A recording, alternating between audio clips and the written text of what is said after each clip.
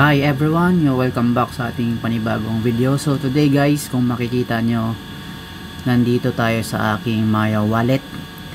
So try natin mag-transfer ng 6,000 amount papunta sa ating GCash account, kung marireceive ba natin siya agad at hindi ba siya maiipit or ma-delay. So as usual, pick natin bank transfer and then GCash exchange or GCash, yan, and then amount 6,000, and then yung purpose naman lagyan nyo lang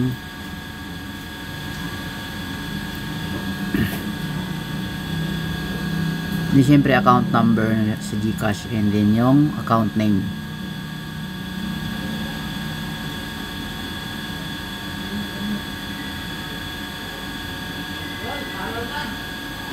So dito guys, yung account ko sa GCash tsaka yung account ko sa yung number ko sa GCash tsaka yung number sa Maya ay magkaparehas.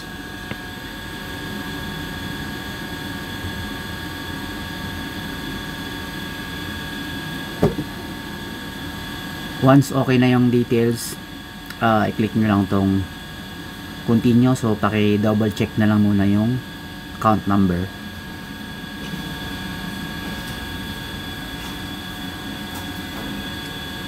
And transaction fee is 15, so transfer na lang natin.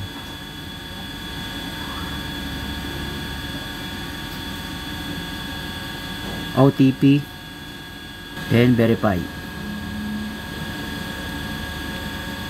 Almost there, so done lang natin. Yan, nabawas na sa ating account, and i-check natin sa GCash. And kung makita natin dito, ayan na, na-receive na natin yung 6,000. So transaction history, cash in from Maya Philippines. So hindi delay, na-receive agad natin yung pera. Thank you.